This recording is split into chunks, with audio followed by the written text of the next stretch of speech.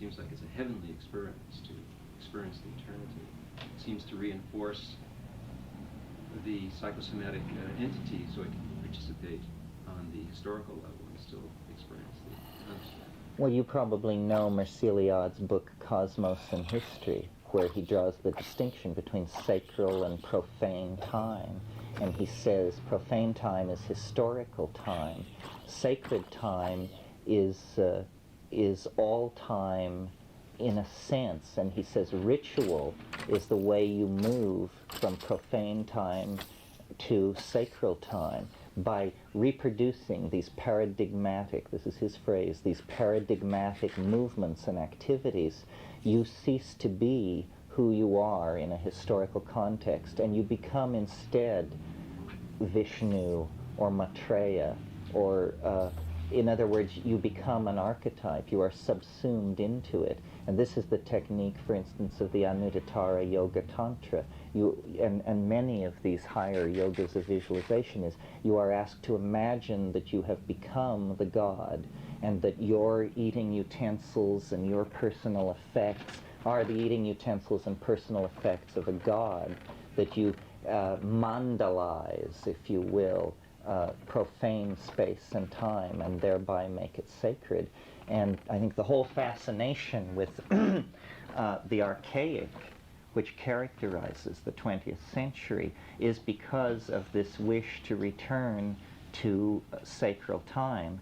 You know, every historical age which gets into trouble seeks back through history then for a model upon which to steady itself. The last great example of this is the Renaissance, where the, adumbration of humanism and the breakdown of scholasticism and the rise of mechanics and all these things created a profound alienation in the Western psyche. To steady themselves, they looked back to the classical era of imperial Greece and democratic Rome. And this is what, in fact, the Renaissance is, what neoclassicism means. They wanted to recover Plato and the ancient writers. They wanted to build buildings like that. They wanted to sculpt like that. This was how they steadied themselves in the face of the terror of modernity. Now, in the 20th century, a much more profound cultural crisis exists. A crisis which actually has the lethal dimension imparted to it by nuclear weapons and that kind of thing. So when we search back through time for a society or culture in the past to steady ourselves, we pass over the Renaissance, pass over Greek and Rome, pass over dynastic Egypt, and don't even feel comfortable until we reach the Neolithic, the archaic. And this is what, strangely enough, the 20th century, the most advanced, in some ways of measuring, of all human societies, has taken as its model.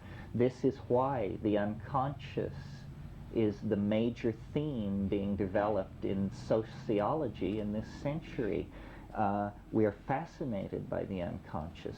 This is why our art is non-representational. Our art looks more like the post-Picasso art of the 20th century, has a greater affinity with the 19,000-year-old paintings at Altamira and Lascaux than it does with the paintings of Monet or Cézanne. The break is that complete. The fascination with psychedelic drugs and shamanism is part of this archaic obsession. And Iliad says that it's a symptom of cultural death. Death in the sense of death on the brink of transfiguration. That when a person dies, the conventional image of dying is that your entire being passes before you from this perspective. And this is what's happening not to a person in the 20th century, but to an entire global culture. Everything that we've ever done over the past 20,000 years is being held up and looked at one last time before we leave the planet. And this is why, no matter how obscure the religion, no matter how obscure the philosopher or the artist, in this time and in this place.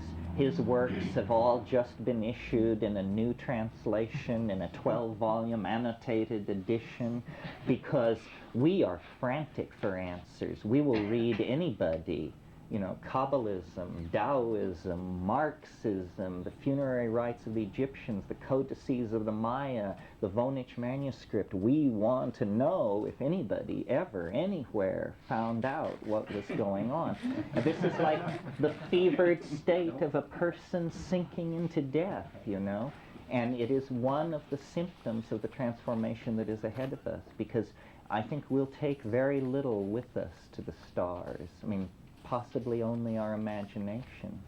But the fascination with the archaic indicates how close we are now.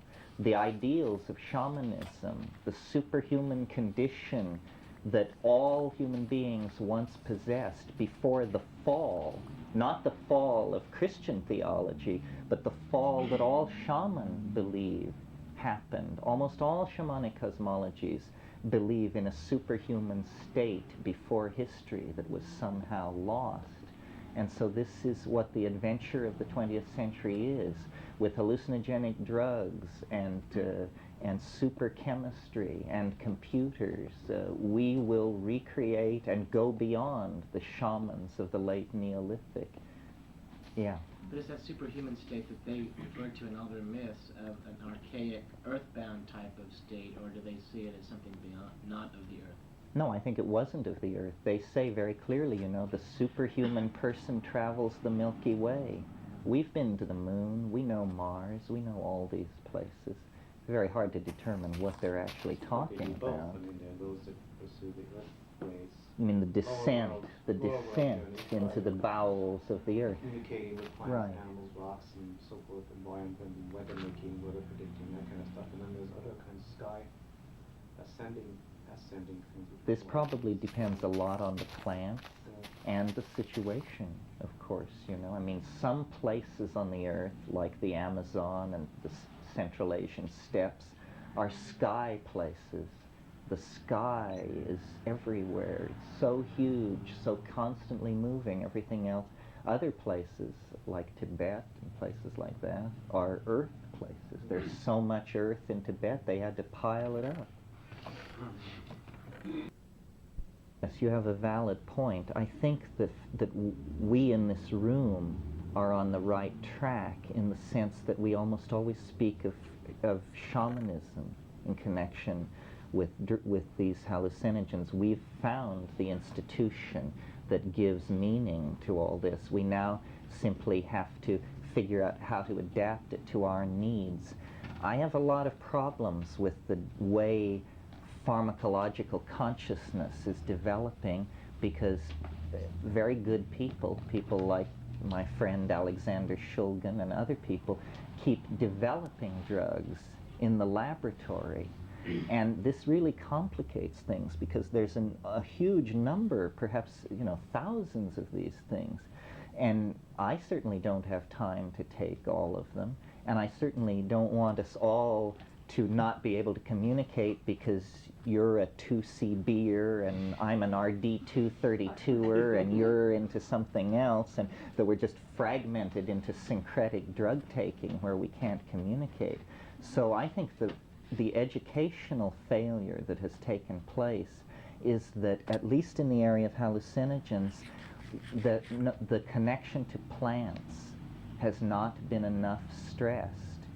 I mean, someone can make a very fine cyclicized amphetamine analog and take it and have a very fine time on it, but that does a very different kind of pharmacological track record than discovering a plant that has a metabolite in it that's been there 15 or 25 million years functioning in a living system.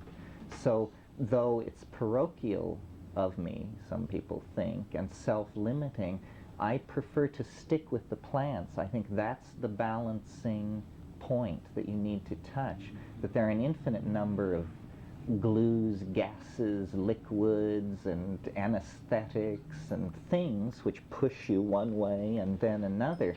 But after all, what we're and there's nothing wrong with doing those things hedonically or in the search for simply data points on your experience board, but in the serious search for gnosis, I think the plant hallucinogens have it over these things because they arise in living systems. And if you believe someone like Rupert Sheldrake, his theories, then those molecules are carrying an enormous load that is not present in something created in the laboratory. It has no morphogenetic history. It has no, it's not carrying anything like that. It's new and raw, and in that sense, rather empty. Dennis and I think it was you and I, or Neil and I, or somebody, were talking the other day about the difference between LSD and psilocybin, and someone said, well, maybe if people keep taking LSD for 10,000 years, it'll become just like psilocybin. That it just hasn't had enough takers pumped into it yet, and so it's kind of empty, and it hasn't taken enough people.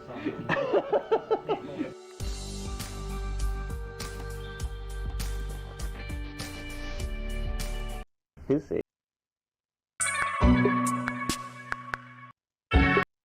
Those papers to you? No, Ralph didn't say. They have 2 weeks to hand in the paper.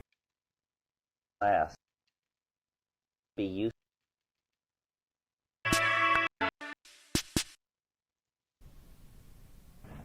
I thought that the first thing I would do this morning, very briefly, because I don't want to spend too much time on it, is run through a number of books that might be useful to people who are reading in this subject or trying to write something.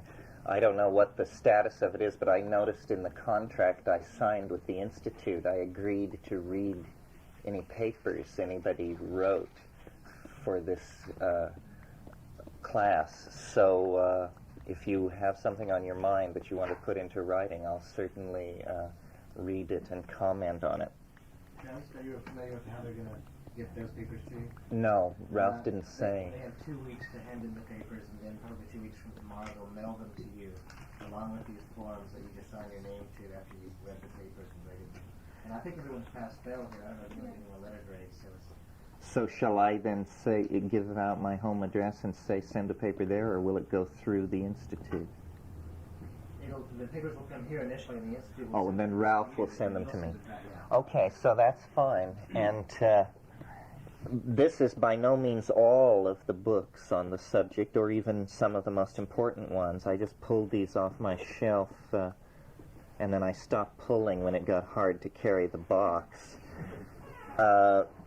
Jonathan Ott has a book called Tianonacatl, Hallucinogenic Mushrooms of North America.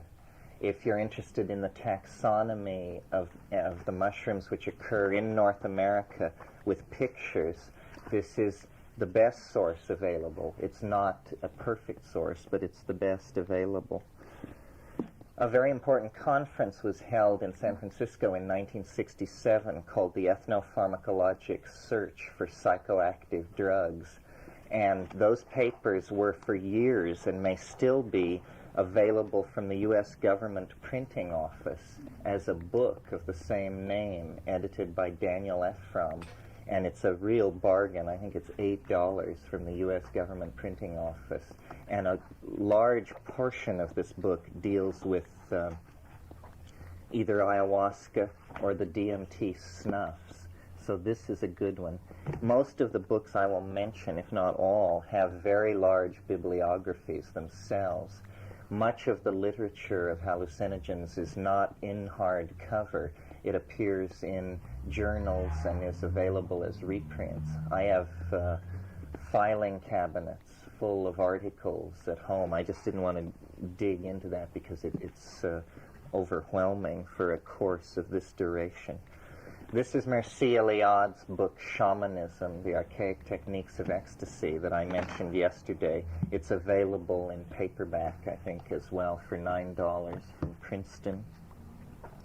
If you're doing serious work on the Amazon basin, the kind of work where it's actually going to put you on the ground there in places you've never been, or maybe nobody has ever been, the Peruvian geographer Avencio Villarejo wrote Así es la selva, and it's basically an atlas of the Amazon basin, discusses every river, every village, languages, food, commerce. It's an effort to produce, a complete source on the Amazon. It's in Spanish, but you should know Spanish if you're in that position anyway. And you can order it.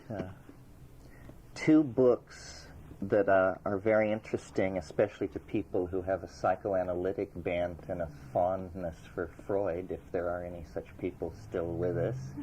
The Colombian anthropologist Gerardo Reichel Dolmatov wrote 2 books, Amazonian Cosmos, the sexual and religious symbolism of the Tucano Indians. These are Indians in the Valpais, the far east of Colombia. Ayahuasca takers for sure, slave holders. They make slaves of the Macu and neighboring people.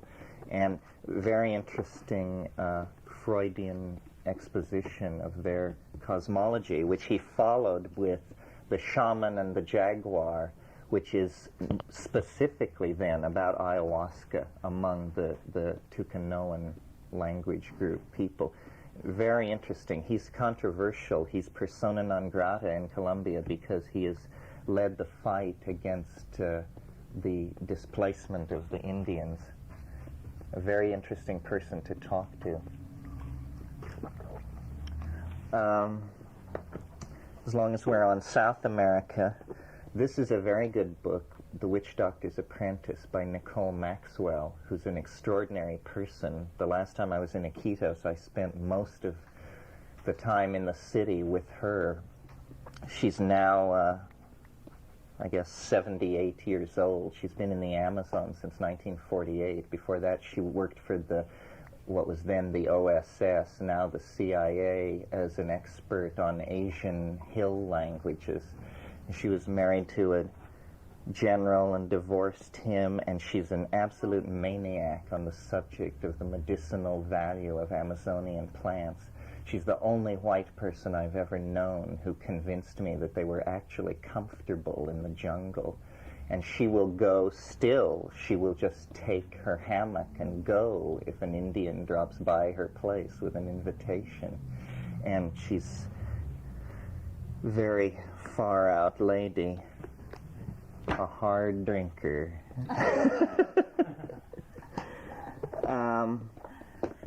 This is an excellent book, which I think is pretty easy to get, Hallucinogens and Shamanism. It's edited by Michael Harner, and most of the, fully half the articles in here deal with ayahuasca. Henry Munn's article, The Mushrooms of Language, is printed in this book, and so far as I know, in no other source.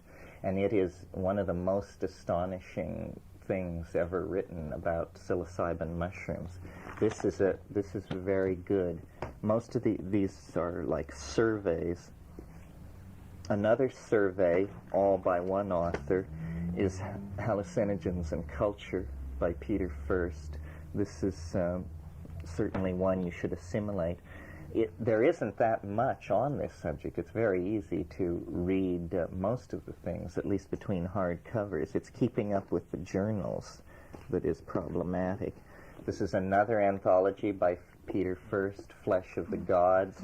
This contains articles on San Pedro and ayahuasca, and even hallucinogens used in Western European magic, which is not a subject usually covered.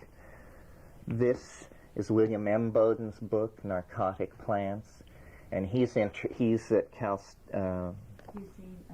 Where is he? LA. He's at Yeah. UCLA.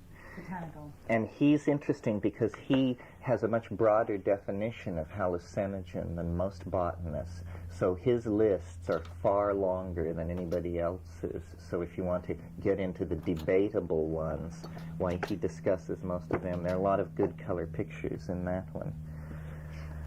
Oh, let's see here, in some kind of order. This is Peter Stafford's book, The Psychedelics Encyclopedia, which is a good general reference. And my wife, Kat, did a number of the botanical drawings in here. This is the newly reprinted edition from Tarcher. If you're really interested in trying to cover new ground and search out new drugs, this is a very useful book, Drugs and Foods from Little-Known Plants by Sri van Rijsachschule. It's basically just material taken from voucher sheets of the Harvard Museum Herbarium, but it's worldwide. For instance, it reads like this. 2283, Kalaxylon, undetermined, Solomon Islands, the name of the collector, and then the comment, the natives say that the sap of this tree is poisonous while the bark is taken and rubbed on the abdomen for pains there. That's all we know about that plant. And there are thousands of these unresearched plants where we just have one line of data.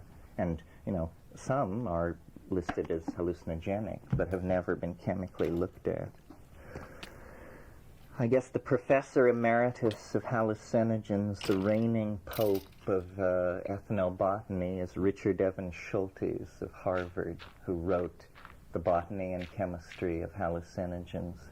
And since the middle 40s, he has been in and out of the Amazon, first as an orchid man, later working for OSS, organizing the rubber thing, and then finally into hallucinogens. Very crusty, controversial Boston Brahmin type character, but you have to assimilate all of this information just to begin basically to talk about it. This is like if someone were to teach a course in this, this is what the text would have to be. It's inconceivable that it would not be this. And it's been brought out, I understand, this is the first edition, but there's now a second edition which is considerably heftier, and most of the new material deals with cannabis. So if you're a cannabis botanist, or it's a good book to have around. A companion would be this. And it's been brought out, I understand, this is the first edition, but there's now a second edition which is considerably heftier, and most of the new material deals with cannabis. So if you're a cannabis botanist, or it's a good book to have around. A companion volume to Ott's book, of Harvard, who wrote The Botany and Chemistry, Richard the Harvard Museum Herbarium, but it's worldwide. For instance, it reads like this. 2283, Kalaxylon, undetermined, Solomon Islands, the name of the collector, and then the comment, the natives say that the sap of this tree is poisonous while the bark is taken and rubbed on the abdomen for pains there. That's all we know about that plant. And there are thousands of these unresearched plants where we just have one line of data. And, you know, some are listed as hallucinogenic but have never been chemically looked at. I guess the professor emeritus of hallucinogens, the reigning pope of ethnobotany, is Richard Evans Schultes of Harvard, who wrote The Botany and Chemistry of Hallucinogens. And since the middle 40s, he has been in and out of the Amazon, first as an orchid man, later working for OSS, organizing the rubber thing, and then finally into hallucinogens. Very crusty, controversial Boston Brahmin type character, but you have to assimilate all of this information just to begin basically to talk about it. This is like if someone were to teach a course in this, this is what the text would have to be. It's inconceivable. All of this information just to begin basically to talk about it. This is like if someone were to teach a course in this, this is what the text would have to be. It's inconceivable that it would not be this. And it's been brought out, I understand, this is the first edition, but there's now a second edition which is considerably heftier, and most of the new material deals with cannabis. So if you're a cannabis botanist, or deals edition in some kind of order. This is Peter Stafford's book, the Psychedelics Encyclopedia, which is a good general reference, and my wife Kat did a number of the botanical drawings in here. This is the newly reprinted edition from Tarcher. If you're really interested in trying to cover new ground and search out new drugs, this is a very useful book, Drugs and Foods from Little Known Plants by Sri von Rijsatschul. It's basically just material taken from voucher sheets of the Harvard Museum Herbarium, but it's worldwide. For instance, it reads like this. 2283, Kalaxylon, undetermined, Solomon Islands, the name of the collector, and then the comment, the natives say that the sap of this tree is poisonous, while the bark is taken and rubbed on the abdomen for pains there. That's all we know about that plant. And there are thousands of these unresearched plants where we just have one line of data. And, you know, some are listed as hallucinogenic, but have never been chemically looked at. I guess the professor emeritus of hallucinogens, the reigning pope of ethnobotany, is Richard Evans Schultes of Harvard, who wrote The Botany and Chemistry of Hallucinogens. And since the middle 40s, he has been in and out of the Amazon, first as an orchid man, later working for OSS, organizing the rubber thing, and then finally into hallucinogens. Very crusty, controversial Boston Brahmin type character, but you have to assimilate all of this information just to begin basically to talk about it. This is like if someone were to teach a course in this, this is what the text would have to be. It's inconceivable that it would not be this. And it's been brought out, I understand, this is the first edition, but there's now a second edition which is considerably heftier, and most of the new material deals with cannabis. So if you're a cannabis botanist, or it's a good book to have around. A companion volume to Ott's book on the hallucinogenic mushrooms of North America is his Hallucinogenic Plants of North America. It's simply that they aren't that interesting as far as I'm concerned. But if you're interested in their chemistry, what's known about the native use, and this is profusely illustrated with very nice black and white drawings. The last fully botanical thing, this is the best investment you can make. This is $1.95. It's Hallucinogenic Plants. It's by Richard Evans Schultes, this guy, and it's essentially this book, but with color pictures instead, and for about 10% the price of this one. And Elmer W. Smith, who's the very respected botanical illustrator, did it. There's color on every page. It's worldwide. Fits in your pocket. Can't find it Have you ever anywhere. seen We it? have gone all over the place looking for that one. Oh, I saw it up at the Lawrence Hall of Science the last time I was there. For sale? Yeah. Right. Okay, there it is. It's a great thing.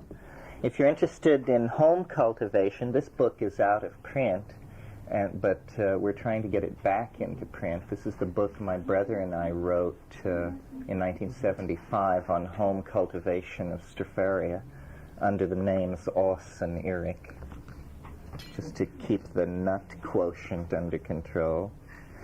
This is our other book, The Invisible Landscape, which I show it because I have copies if anybody needs a copy.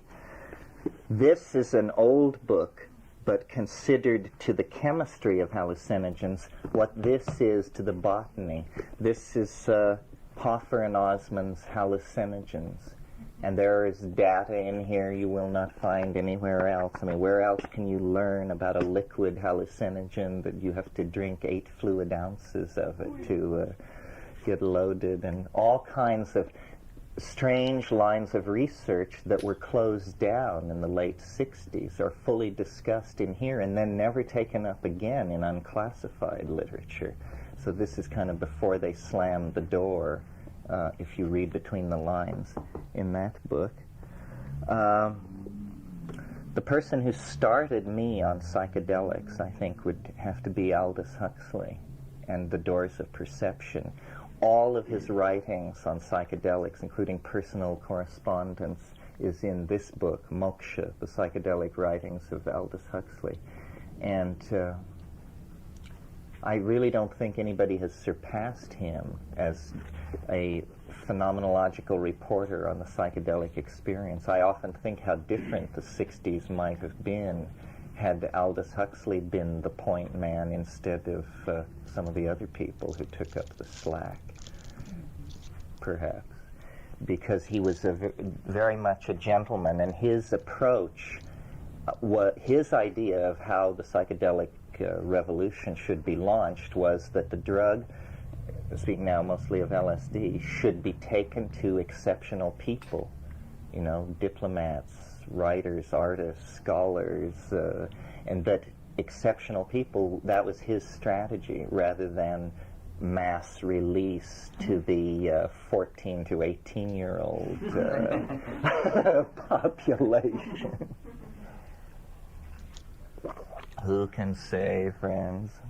I was part of that population. This is an interesting little book. If you don't like all the chemistry and mangled rats and all this that goes with understanding the pharmacology of these things, this book is a thankful 199 pages long, and it's called Drugs and Behavior, a Primer in Neuropsychopharmacology by Ernest Abel. And this, you know, will teach you what a nerve is, what a synapse is, what a calcium gate is, the basic language that pharmacologists use for talking about drugs. And then the two books I mentioned yesterday that try to establish radical new theories about the relationship of hallucinogens to our own culture. First of all, The Road to Eleusis by Wasson, Ruck, and Hoffman, which is the book which makes very strongly, I think, the case that the Eleusinian mysteries were based on ergotized rye that was being made into a beer. And this is a very elegant book, very well done, succinct. More controversial and certainly less succinct is this one, The Sacred Mushroom and the Cross, which is John Allegro's argument that Jesus Christ is a code word for a mushroom that was used by a cult that existed in Judea around AD 70. It's subtitled Fertility Cults and the Origins of Judaism and Christianity. And I think this is, I put off reading this book actually till about 6 months ago. And then Philip K. Dick's The Transmigration of Timothy Archer mentioned it a lot. And I had just accepted, when it first came out, it was really jumped on. And in fact, 2 theologians of the High Church of England were appointed to write a refutation, which is around. And his career as a scroll scholar came to a screeching halt. I don't think he's very welcome in those circles anymore. But when I actually read the book, I was slightly unsettled by sections of it. The sections of it seemed tighter than I thought, and so maybe there is something there. But I've spent time in Israel and in the southern Negev and Jordan, and it's a hard place to picture as a mushroom ecology, let me tell you. But who knows? Yeah, well, sub-Saharan Africa was much wetter not that long ago. This is a beautiful book, The Smoking Gods, Tobacco in Mayan Art, History, and Religion by Francis Robesek. And it is, I didn't talk yesterday much about tobacco. In the time we have, I decided to think of it as a minor psychedelic, which is how it's usually thought of. But Robesek is more Mayanist than ethnopharmacologist. He assumes if people smoke something, it must be tobacco. And so what this book is really about is smoking in the iconography of the Mayan pantheon. And we know, of course, that Anodonanthera peregrina was being used in the Caribbean, immediately adjacent to Mayan Mexico. And Mayan ceramics seem to show people changing into animals, people having their heads dissolve, all kinds of things which suggest that they may have been smoking something a little stronger than tobacco. So that's basically it. I mean, there are many other books. I could have done it historically, but I didn't see any point in dragging in all the books that are rare and impossible to get.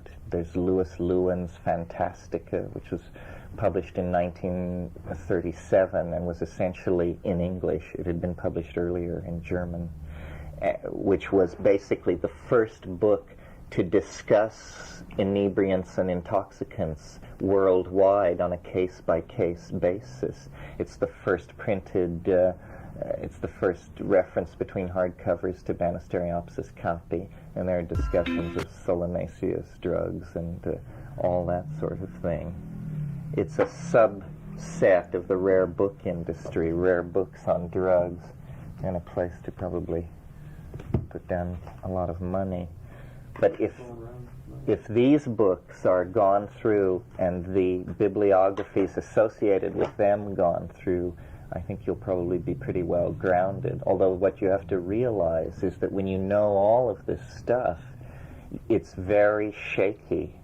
I mean, when you actually take this information into the field and you're talking to an Indian somewhere in the woods, and what you know about it is based on these books, you sometimes discover that it all sounded good at Harvard, but it's not so straightforward when you're actually in the situation.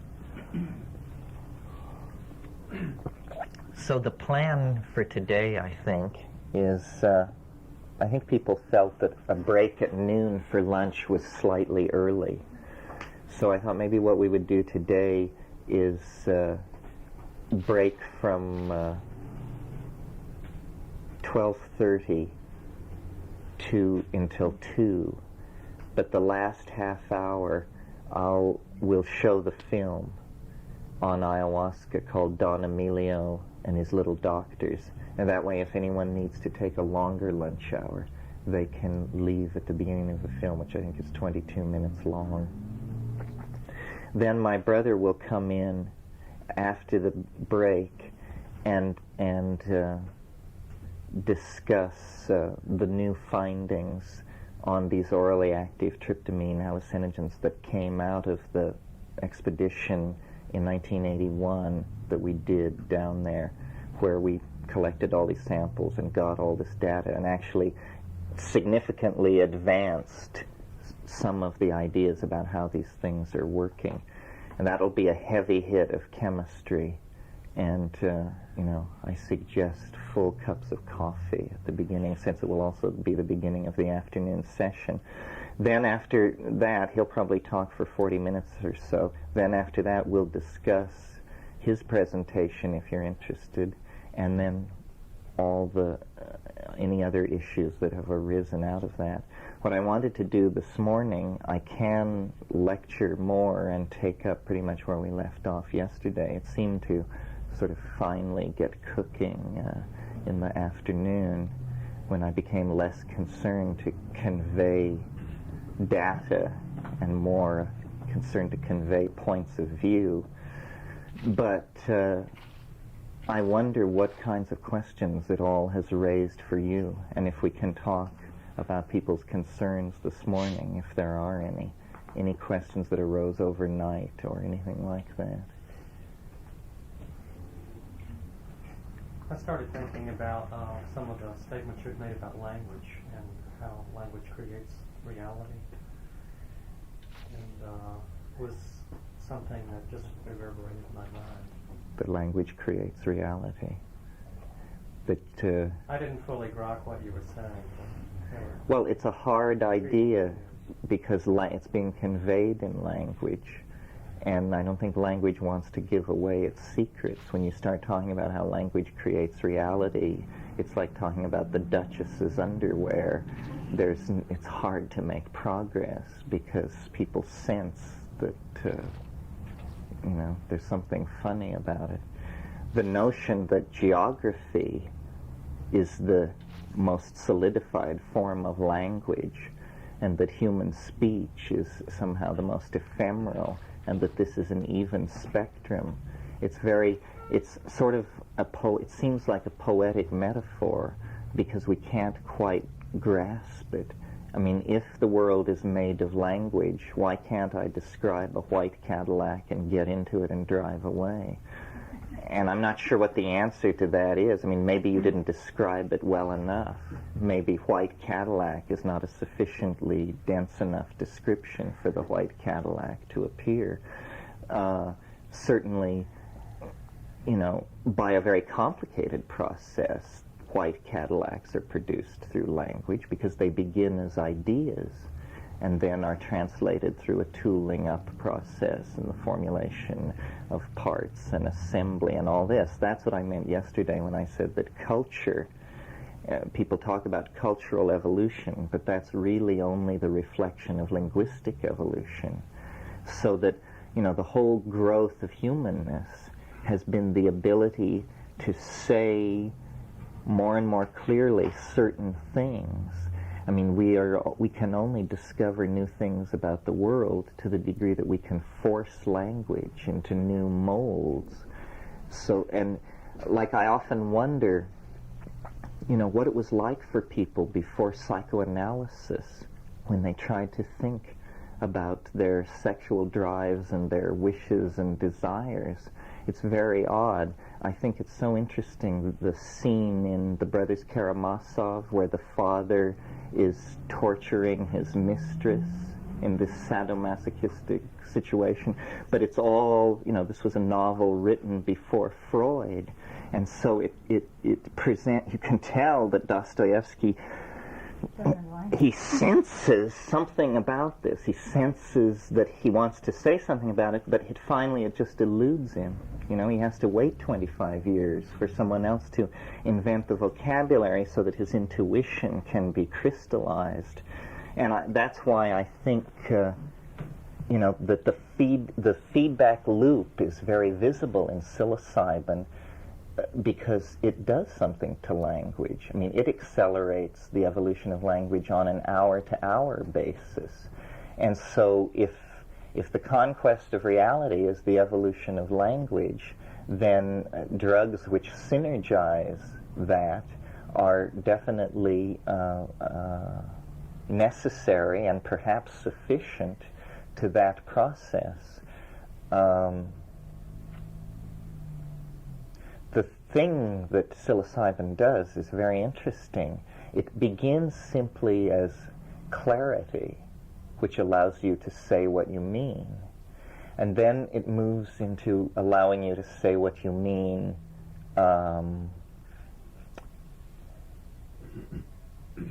more eloquently.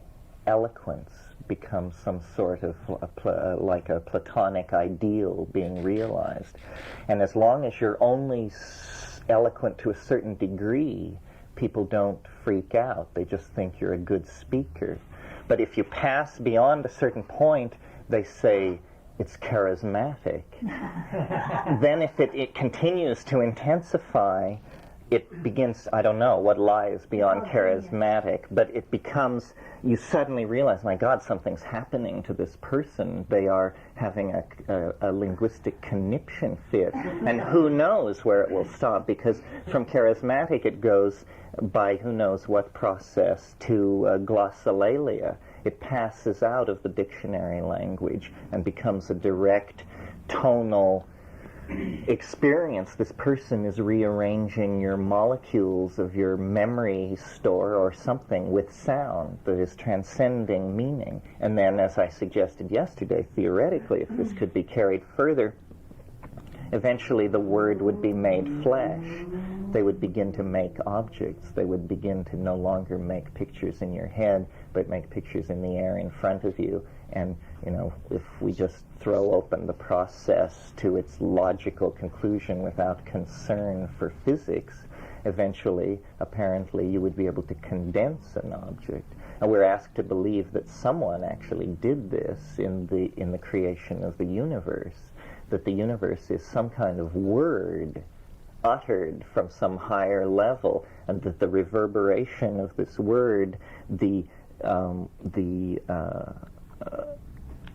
interference patterns set up by its many levels of meaning have created reality.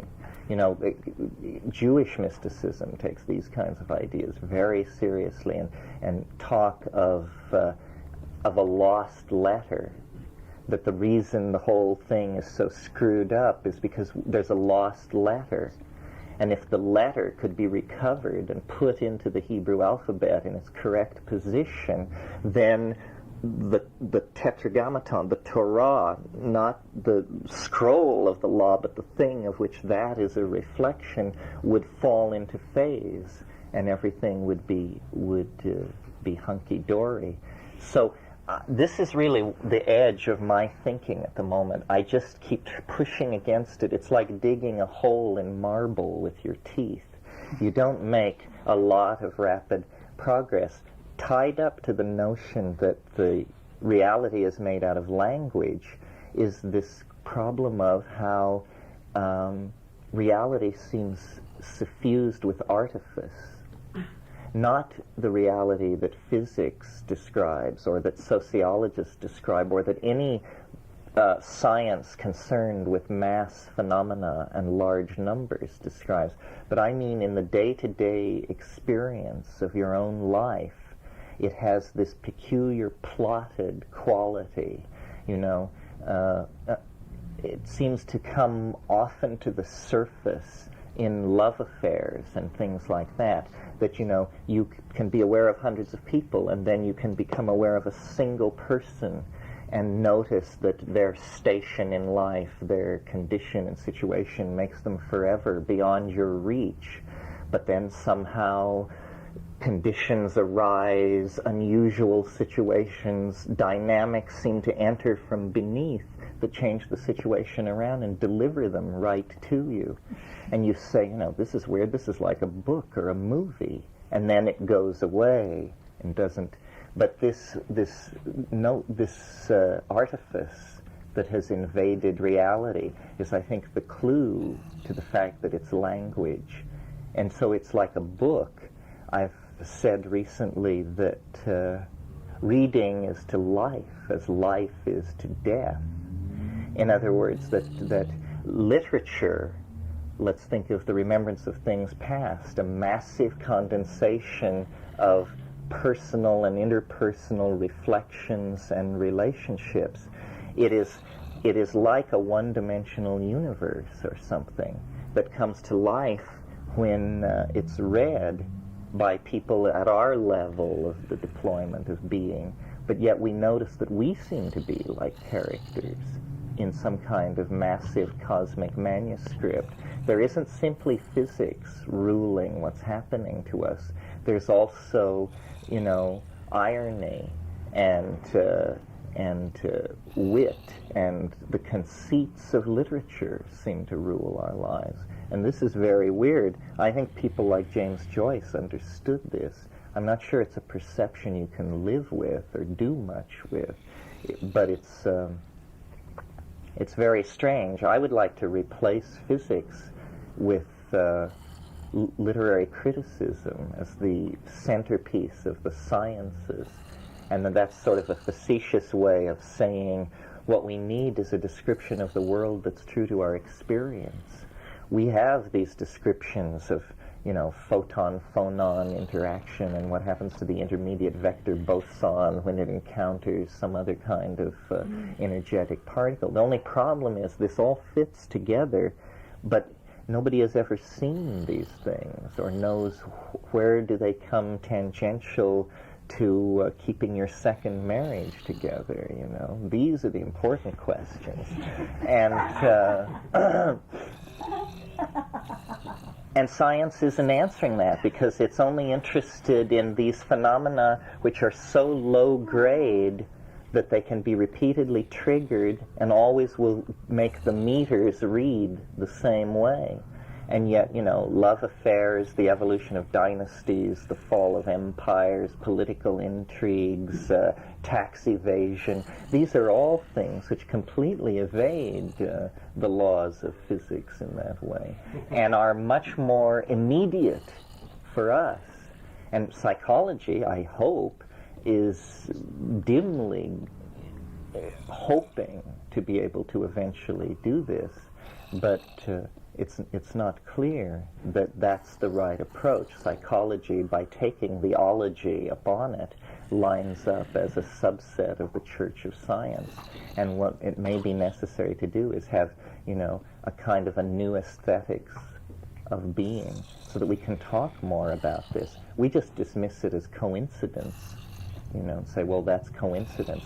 But the fact is, when you take a person, almost any person, and ask them how they got to be where they are at the present moment, you'll discover that coincidence played a large factor in that. Well, does this mean that everyone's lives are guided by utter meaninglessness?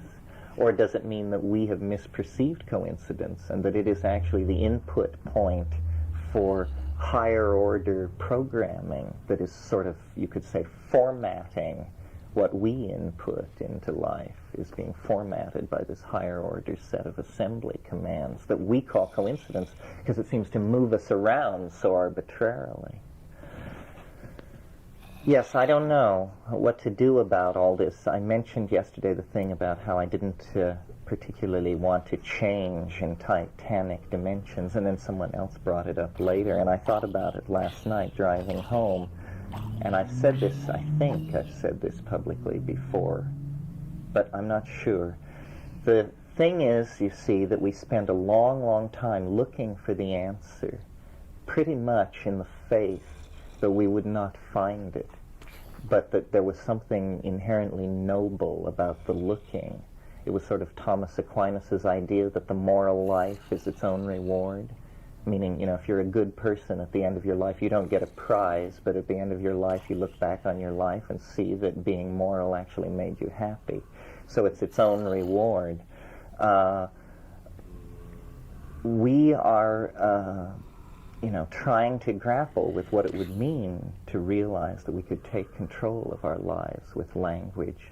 Like, I often imagine that a conversation is possible which would completely take reality apart, that we could begin, and I suppose that's what these weekends are all efforts to do, to hold the Last Supper, to finally get somebody who can say, well, and then, and you slowly realize, my God, he's going to put it away. Well, I'm not that man, but I'm hoping he shows up. Yes, but Terence, if he did, and this were the last seminar, so to speak, then wouldn't the game be over, and there'd be no point in living further?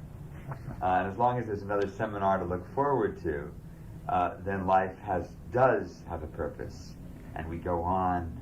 Well, I guess when I imagine what this taking it all apart would be, is you'd say, okay, this is a weekend on alchemy, and at the end of it, by Sunday afternoon, as you all leave, you will each leave with your portion of the Philosopher's Stone, which you may eat as you go out the door, or shower under when you get home, or spread out like a large frisbee and sit on, and it will fly you home.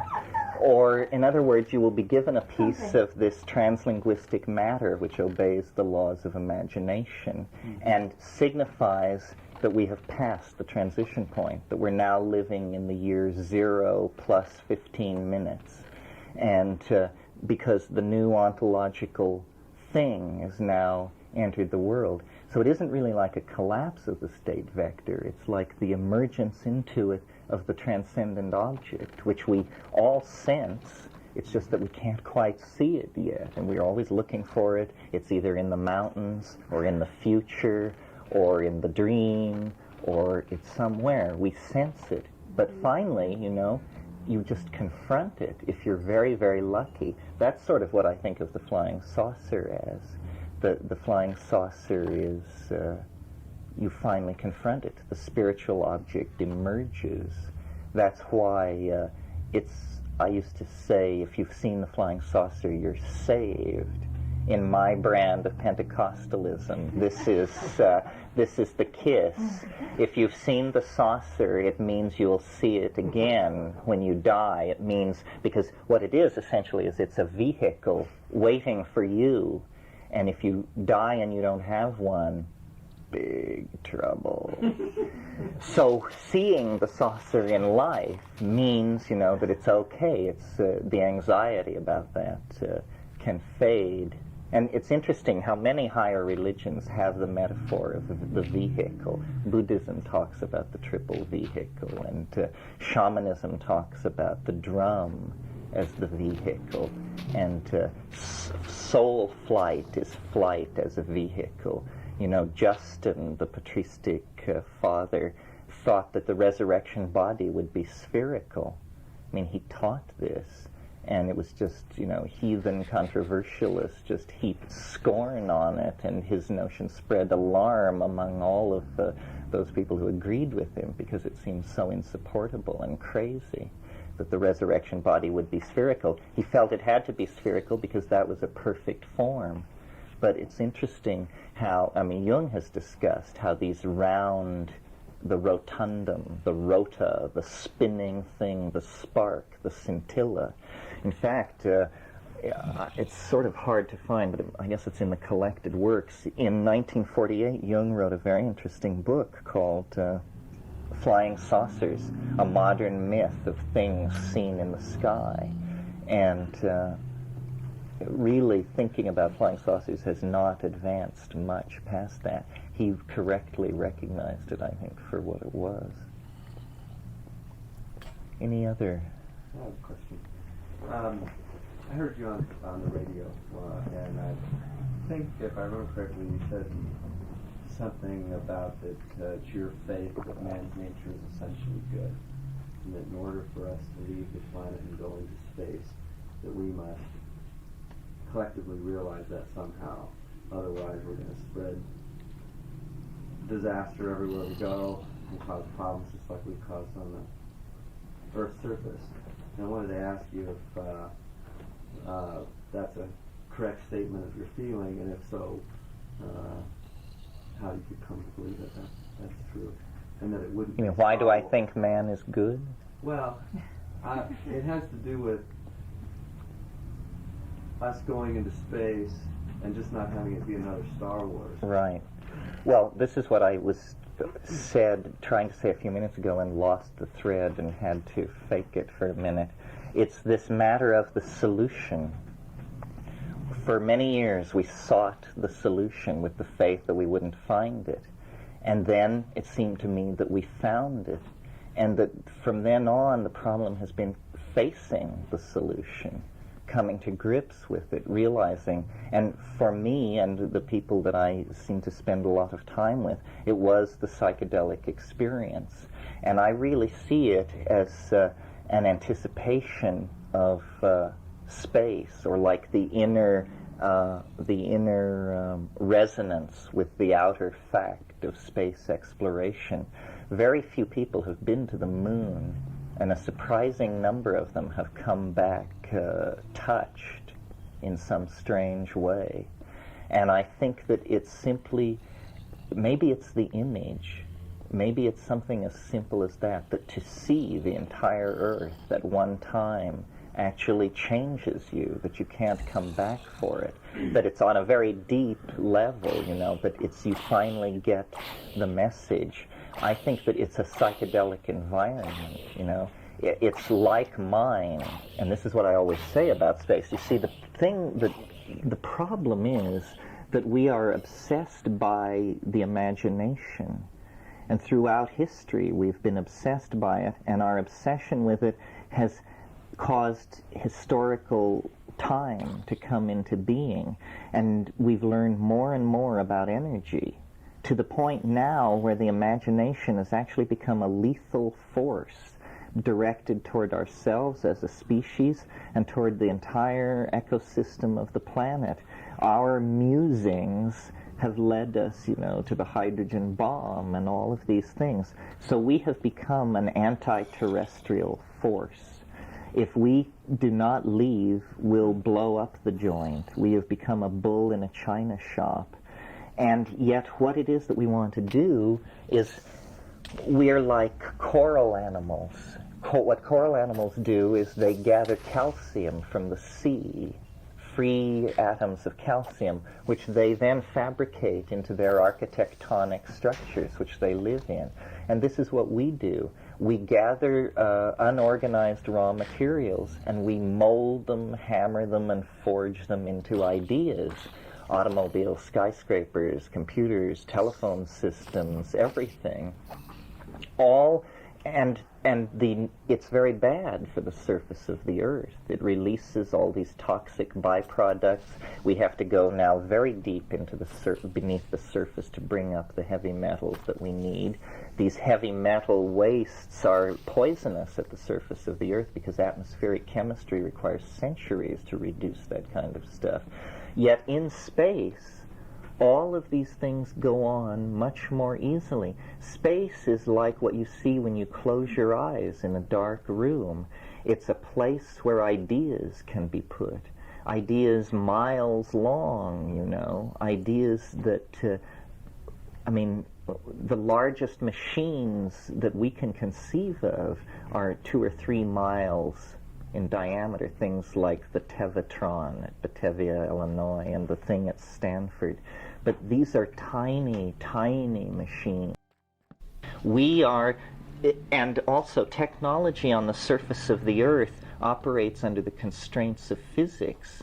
This is why artists don't make technology. It's usually made by people called engineers. That means an artist with a thorough training in the physics of structures so that you don't make preposterous mistakes, so that your building or your machine doesn't fly to pieces or fall down. In space, matter behaves much more like thought. It's weightless. You can construct it in various ways that would be impossible on the surface of the planet. So I think a lot of the bad stuff about people is that we're frustrated, we're enraged, and monkeys, if you've ever kept monkeys or had them, all of the monkey tribe has immense rage right under the surface. I mean, my God, if you cross a monkey, they'll never forgive you. It's a lifetime insult, you know. The tiniest thing. I mean, I had a monkey once, and I don't know what he was doing, about to shit on the floor or something, and I just moved toward him fast and moved him.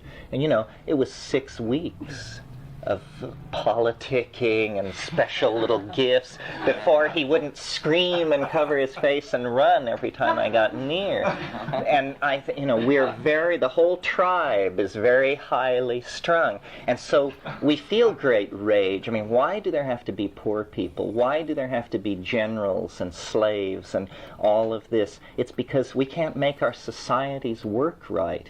Now, people might say, well, the reason we can't make them work right is because they have stupid ideologies behind them, Marxism or capitalism or some other dogma that has all the answers.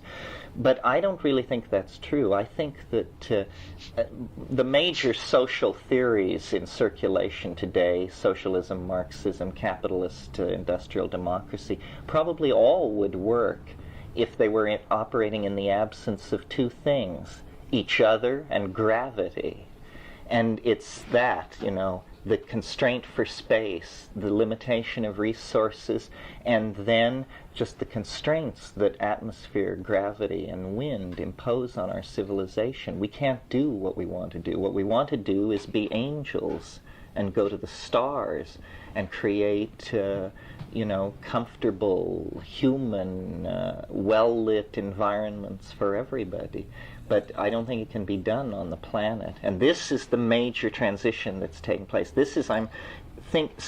I really believe that everything is all right, and that the worst things go to some good end, and that it's fine for these hunting and gathering peoples to live in the primeval forest and take hallucinogens and contemplate eternity. But somewhere back around Sumner or Ur, forces were set in motion from which there's no turning back. Probably the invention of writing and the compacting and recording of experience that allowed bigger plans to be hatched than merely more monkey meat on the next hunt. And this created, a 1,000-year, 5,000-year, depends on where you put the starting point, dash through across a burning bridge, like the burning bridge of Lancelot, a bridge that need only last long enough for you to traverse it. And that's what history is. It's a biological process that occupies no more than a microsecond of geological time. It's like the gestation of a species.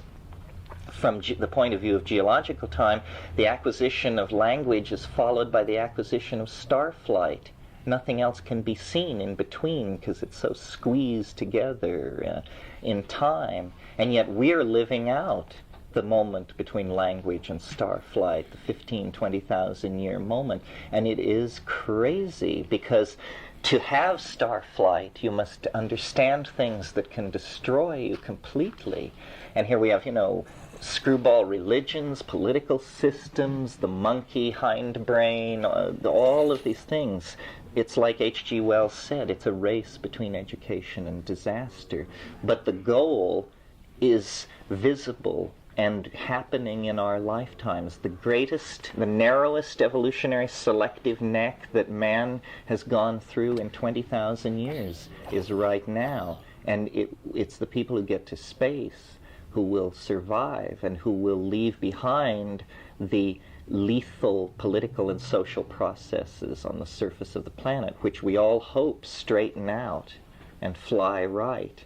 But the fate of the species cannot be tied to the solving of the legacy of 5,000 years of political wrong management, Some portion of humanity has to be freed from the load, and again, the metaphor of gravity. To be freed from the load of history is to go to space. And in the next 20, 30, 40 years, this will probably become a fact. I grow less worried about it all the time. But it's the greatest change that has gone on since the acquisition of language. If we can make it through the next 50 years, probably the next 5,000 are pretty secure. Not for everybody, of course.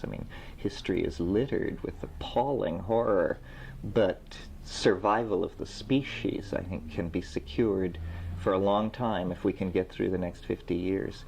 It's a filter. This is another thing, Frontiers act as genetic filters. Remember my talking at the beginning yesterday about how plant evolution is driven by the availability of wasteland? Well, human evolution is driven by the same thing. The reason we are all so different from Europe is because all the misfits came here. The dreamers, the people who didn't fit in, the screwballs, the religious fringers, the cults, the people who didn't fit in. Space is going to be the tightest genetic filter that has ever been imposed on the human species. The smart people are going, and the genetically clean people are going. It costs too much to send everybody, and you have to fulfill a purpose. So, and this sounds fairly fascist, and may in fact be fascist on the short term, but maybe it was fascist that all the misfits of Europe should be sent to Australia and America. It will present 200 years into the future, it will present humanity with the fact of a clarified gene pool off-planet. And people like Gerard O'Neill and people like that reasonably project that the center of human population in 2050 could well be the Jovian system. In other words, that there would be more people living in and around the moons of Jupiter in 2050 than there will be living on Earth, because that's where the rich hydrocarbon-rich organics are easily accessible and can be siphoned off and frozen into ice cubes and shot back to Earth. In other words, that's where the money is, the raw materials, the stuff to create the things that we will dream of. Our science fiction writers already suggest things like enclosing the entire star in a thin shell, and things like Ringworld, a world that reaches entirely around the star at its ecliptic. As I said yesterday, life is a force in the universe as powerful and as at home in the universe as star building.